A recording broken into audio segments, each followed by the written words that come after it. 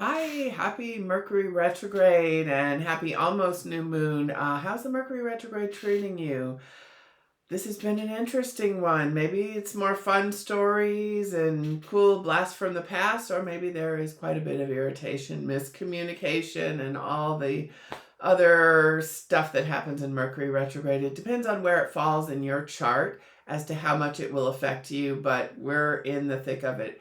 Mercury retrograde started on the 9th of November and it goes until the 29th of November, although you got to give it an extra 5 to 7 days to get up to speed again. So anyway, here we are heading into Thanksgiving holiday, the big family holiday, um, with uh, with a Mercury retrograde. But the good news is we've got a new moon, and that's what I'm here to talk to you about. The Scorpio new moon. Now, Scorpio is the most interesting sign in the zodiac. Arguably, I guess you could argue that. I don't argue it. I think it's one of the it's definitely the deepest sign in that we have the three levels. The first level is the first one is the one that most people know about, the scorpion. Dated a guy once that had a scorpion tattoo. That's what he knew about Scorpio, right?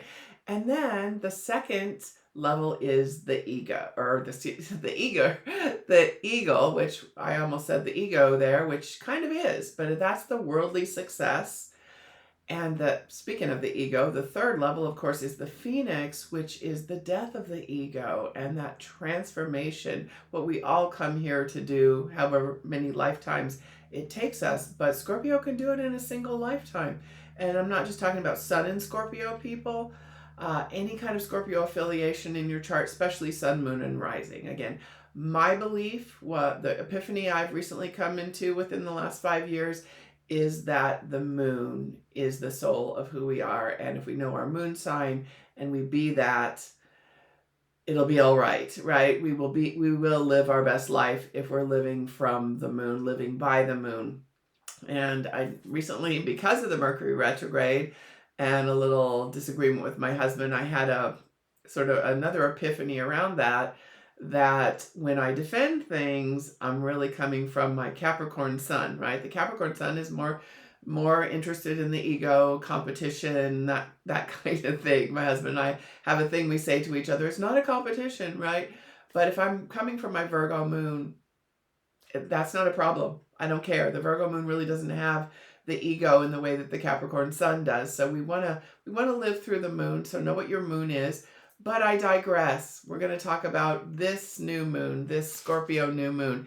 Now, if you if you were here for my last couple of videos, weirdly enough, the one before this, the one before the last one got 1,600 views. And the last one went back down to my general usual tens of viewers. So I guess I shouldn't care because I have a Virgo moon, so I'm not going to worry about that. But I'm going to talk about this new moon in Scorpio, and it has a grand trine as well. However, you'll remember that the last two, this is what I was getting to, the last two lunations, full or new moons, had also had grand trines, but this one's a little different because it includes the sun moon conjunction, the Scorpio sun moon. And by the way, that is a 28-degree Scorpio, like, again, the last degrees and the first degrees of the sign are very purely that sign. So we can expect a lot of Scorpio energy, a lot of transformation, and that's a good thing. That is a good thing. And what I'm saying about this Mercury retrograde, if we can just be breezy about it and have a plan B, my rule of thumb during the Mercury retrograde is to be flexible, have a plan B, budget some extra time, perhaps some extra money. Know that things may not go as smoothly if you're going to the airport, for example, or doing things related to any kind of communications, and travel is communications, right?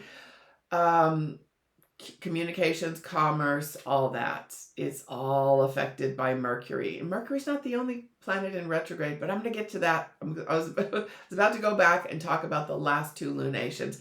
We've had grand trines in both of them. They were the same grand trine, essentially. It was Jupiter, which is our planet of luck. We love to see Jupiter, especially in a grand trine, right? And then that Saturn Neptune conjunction, and then we had Mars and Mercury together in the last one, and I think the last couple of them. I don't quote me on that, but we've basically, the difference in this one, it's kind of a brand new grand trine, even though it still has the Jupiter point here. If I show you the chart here, right there is Jupiter. And then over here is Saturn and Neptune. And then down here, in addition to Mercury, which has just recently gone retrograde, as I mentioned, we've got the Sun and Moon participating in that grand trine. And it's a pretty tight grand trine within 3 degrees. The planets all within 3 degrees of each other. So it's actually pretty lucky. It's pretty nice. Mercury retrograde, more often than not, it'll all be okay. All right. So we'll be able to, if there was a mess up or mix up or something, we'll all's well that ends well, right? We will get something from that. If only a good story to tell, but we will maybe get a connection or an opportunity that we wouldn't have gotten had things not screwed up in a Mercury retrograde kind of way. So just know that, take a deep breath and, realize that, okay, for what might this be good would be a good mantra for this time, because a new moon is nice, right? Remember, the sun and moon are cozied up together. They're at the same degree. This degree, of course, being the 28th degree of Scorpio. I'll talk about the Sabian symbol for that in a minute. But they're cozy, they're nice. People are getting along a little bit more with the new moon than the full moon. The full moon, of course, is that opposition. You push, I pull, that kind of thing, right? And so you'll get a lot more of that around the full moon. But of course, we've got that complication of the Mercury retrograde. And, on the other rung here of that grand trine, I've been talking about this for a while, that Saturn and Neptune together. I'm calling that the great decultification, in the sense that, any false illusions really want to be shattered right now, okay? It's also kind of a great unification, and I'm going to pull in all the outer planets. They're in a really nice, friendly aspect to each other, so we can start getting friendly again with those relatives or friends that maybe had different political, religious, or whatever beliefs and affiliations, right? So we'll start to find some common ground, some inroads into areas where there might have been a little bit of upset in the past. Remember, 5 years ago, these outer planets were in more difficult aspect. Maybe you don't remember that, but I will tell you that was around the COVID time, and everyone had different ideas about the pandemic and associated things around that. And so we're moving more into harmony. Let's just say that. Is there going to be more crap? Yes, 100%. Absolutely. We have Uranus, which is the planet of change, upset, and revolution even. Pretty much opposite all this sun moon stuff here. Uranus is the one up top, and then the sun, moon, Mercury, down here at the bottom. Sun, moon, Mercury, Venus, and Mars. All our personal planets, right? Down there together in a bit of a stellium. Mars is in Sagittarius, but everything else is in Scorpio, and pretty close together. We've got Venus at a lower degree, not exactly conjunct the sun and moon, but there it is, right? So everything is pretty much, that's where it is, right? It's down at the bottom, of this chart. I'm doing this for local Pacific time, so don't worry about where things are. If you're in Eastern time, things are very different, in terms of where the horizon is, and that's just the rising sign. Don't worry about that. But I'm just for like space concerns, down there in the bottom of my chart, the chart that I made, all these things.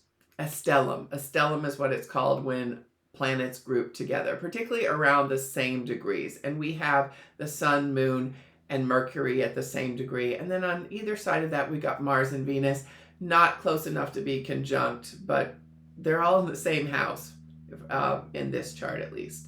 Okay, anyway, so we've got these things happening. Grand trine, lucky, right? We're going to get luck from whatever happens. All's well that ends well. Just take a deep breath. Sabian symbol. The Sabian symbol is interesting, this one. It's a mother pleads for the life of her children from the tribal chief. And basically what that is how our personal lives are impacted by the government, the rulership, whatever rulership of your community. So you will see the intersection of the personal and the political within this time.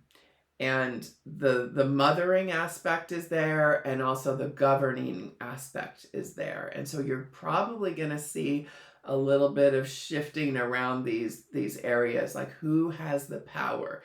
That's a question right now to sort of be posed in the world. And how can I use my power, particularly when I start to see the political stuff happening around me, and affecting myself, my neighbors, my family, etc. So this is an interesting one. We've got 5 retrograde planets, not just Mercury. I think it's basically all the other ones are retrograde. Not Mars, but we've got not Mars or Venus, but we've got Mercury and the outer planets, Uranus, Pluto, Neptune. Those are the outer planets. And then we've got Saturn, which is somewhat of an outer planet, and Jupiter also. Jupiter kind of straddles that line between personal planet and outer planet in terms of what it's doing. So it's right there in the middle. But all these planets are retrograde. Okay, so we're kind of looking back into the past, looking back into the beginning of this year, what was happening at that time. What are some things that we put on the shelf? What are some things that maybe didn't pan out at the time? And do we want to renew our commitment to them? A new moon time period. If you're watching this before the new moon, clean your house, get all the stuff out of there, right? Do the things to kind of clear out. You might get this before the new moon. A little bit later, this time. So busy, by the way, Mercury retrograde. Everyone's feeling it in some way, right? So yes, what was I saying? New moon. It's a nice time. It's a time when sun and moon are cozied up together. You can have wonderful social interactions despite the Mercury retrograde. I do point out the lucky days occasionally on Instagram, Facebook, if that's still a thing, and my Patreon channel. Just more on the Patreon, because I go through day by day. This is what's going on, and those are really important. Or the times that you just feel better, you get yourself centered, you're flexible, you just kind of go with the flow. We still all have to do things around Mercury retrograde, right? I mean, the world doesn't stop for it, so we just have to double check. All right, double check your reservations, double check any itinerary plans, whatever. Make sure that you know what's going on. That's all. And still, there will be things that happen that delay, frustrate, those kind of things. Some freeway closures here in California. There's been all kinds of road work around where I live. So yeah, you just budget a little bit more time, and you pack a sense of humor everywhere you go. You're flexible, and you have a plan B, maybe even a plan C. So, but this is a positive, very positive new moon. And the last 2 lunations have been very positive. And the next one will also have a grand trine. So, I mean, it's kind of a good time. It's like sort of a make hay while the sun shines time, because then we're going to go into eclipse season again, going into February. March, was it January or February? Around that time period. So a lot will be changing in the quote unquote new year. I look at the years kind of more the lunar new year, because January 1st is just such an arbitrary date. There's nothing astrological about that. That's not a real new year, right? Your birthday is your new year, and the common new year would be the lunar new year. Okay. So have a fabulous couple of weeks. Think about what you want to start, and then proceed with caution. It's not to say you can't do things again just because there's a Mercury retrograde. That's going to go till the 29th. I told you that. But you can be in your vision. You can start to, do little things again, little baby steps. I call them token starts around the new moon for what you want to create, what your vision is. Don't bite off too much more than you can chew right now, unless you feel the angels trumpeting, right? Unless you feel like, okay, all right, it feels like time to me.